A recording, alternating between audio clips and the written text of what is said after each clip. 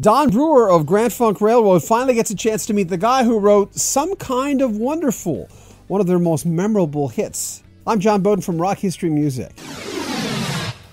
I know I said there'd be 12 parts to this series, but I put them all together and realized there was one last clip that I didn't include in the series.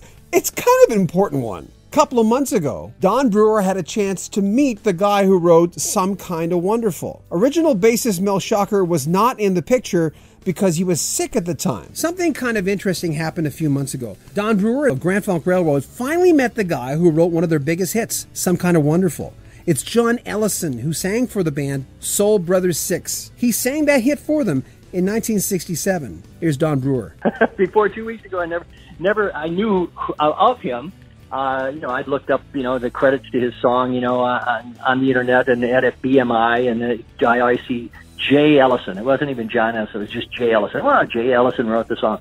And I'd heard, over the years that he lived up in Hamilton, Ontario, which is, not far from London, I think it is, London, Ontario.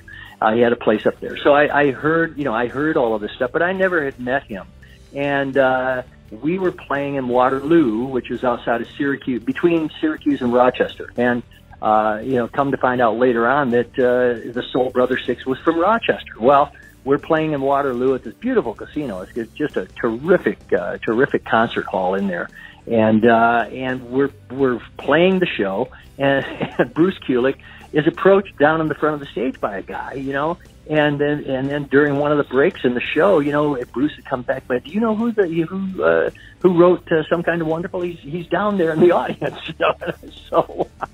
So we introduced him later in the show, and then he came back after the show, and that's where we met John Ellison. Yeah, he was actually there in Rochester. He lives between Hamilton, Ontario, part of the year, and the other part of the year he lives in Tampa, Florida. And he was there in Rochester to go to the funeral of the drummer from the Soul Brothers 6.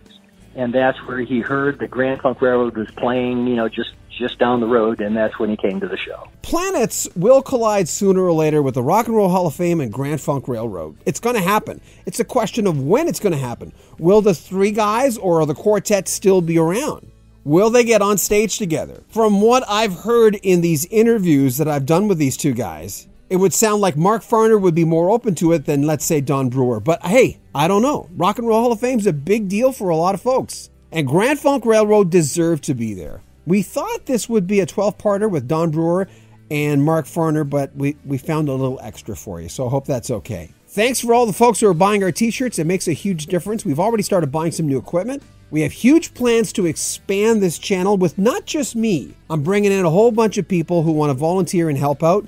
Go to our Facebook page. There'll be links in the description of this video if you want to be a part of our volunteer program. Make sure you comment on our videos, subscribe to our channel, and share our videos. I'm John Beaudin from Rock History Music.